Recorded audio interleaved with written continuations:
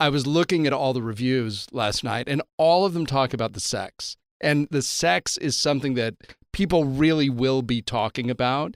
And none of it feels gratuitous. We've not often seen love scenes between two men like this on television, and it doesn't feel gratuitous at all. And I wanted to ask, Robbie, I'll start with you.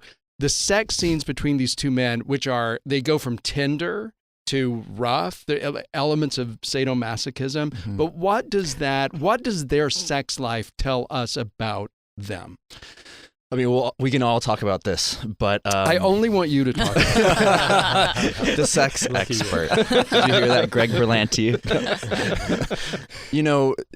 It's very much about power, obviously, and the power dynamic and the character, but also for me, and Ron can get into all that, but also for me, it's when you are living in a society, and I very much felt this in my past life as a soccer player, when you're living in a society that tells you like what you are is like disgusting and you aren't accepted, and you can't, like, the idea of even being in love with another man, like how gross that is. These are actually like words I've heard in changing rooms, so I'm quoting them.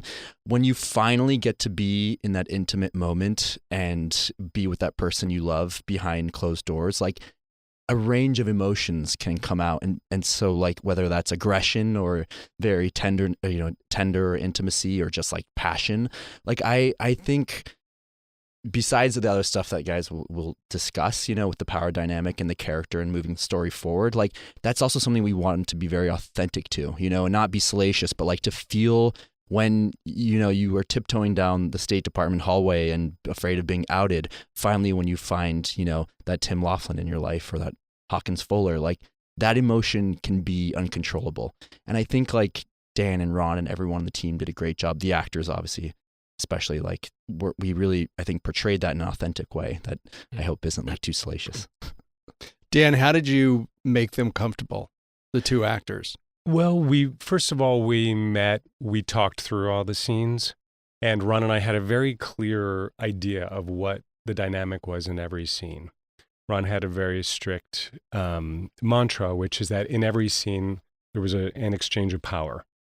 And so in the sex scenes in particular, you get to see that. We rehearsed them.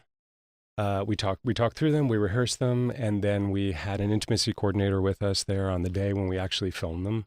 So everything was really figured out. But the important thing to me was that they were joyful, that they were transcendent somehow, because that they were going to reveal the, aspects of the characters. Tim, who's devout Catholic, found the sex transcendent and found his being in Hawk's presence and, transcendent. So it was important to me that they were more dimensional than you might normally see in a series.